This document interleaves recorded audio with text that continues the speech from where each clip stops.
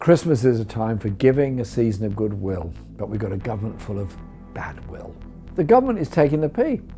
Nice little private parties with lots of drink and lots of entertainment, and the rest of the country not allowed to do anything? Come on, guys. The liberties they understand are the liberties they take. Handing money to their mates, handing contracts to their mates. That's the liberties they're taking. The liberties I want are the liberties that we've all fought for and our ancestors have fought for. This government is taking away the very freedoms that our ancestors fought for. One, the police bill.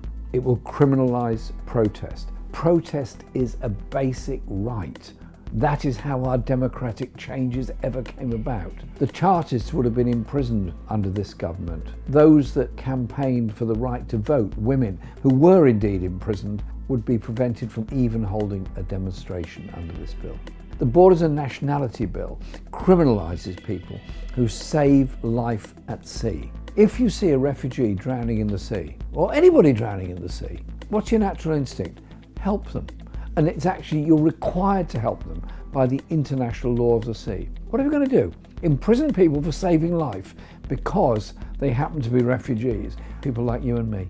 The Home Secretary will be given powers to remove our passports if she believes that you have access to another nationality. So if your parents were born in, say, Pakistan or Bangladesh or Jamaica or Ghana or Nigeria or South Africa or Australia or Canada, anywhere in the world, the Home Secretary can remove your British nationality on the assumption that they would automatically get the nationality of the country of their parents' birth. There's nothing automatic about it. We live in strange times where people who profess to believe in the British way of life and the freedom of speech are doing the very opposite. They're curtailing the rights to roam, the right to travel, the right to speak, the right to demonstrate. These are dangerous times.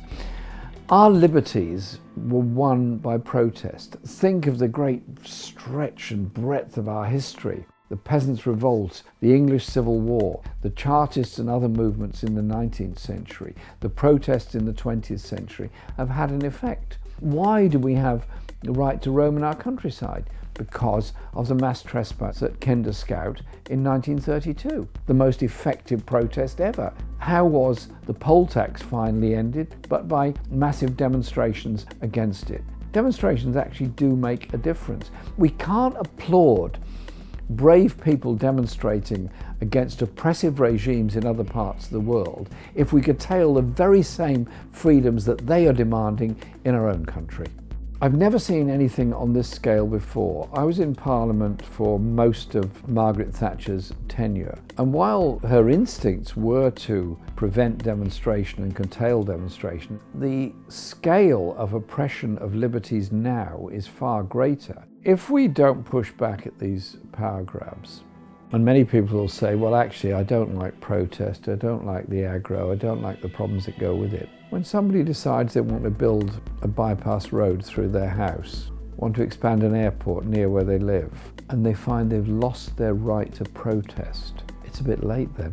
You have to defend the right to protest. Whether you agree with those protesting or not, it's a fundamental right. It's a democratic value. If we're just passive spectators and we see politics as a sport you just watch on television, well then we're not participating. Democracy is not just about voting. It is about your right to speak, your right to demonstrate, your right to organise, your right to join a trade union, your right to lots of things. But democracy has to be defended, and that can only be defended by the active participation of our citizens. And what worries me is we've all become spectators. We sit at home watching our computers and deciding that's our participation. No, it's not. Let's get out there and be a bit more active.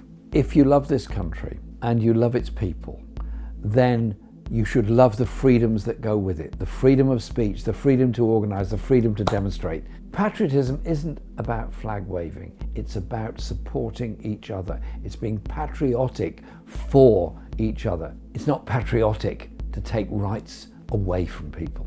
Celebrate Christmas, enjoy Christmas, support each other. And in the new year, let's go out there with confidence to achieve some big changes. Part of our lives and our fight back is access to good media. Therefore, support Double Down News Join the future of journalism. Join Double Down News on Patreon. Hear that good voice that DDN brings us. Give them a Christmas present. Sign up.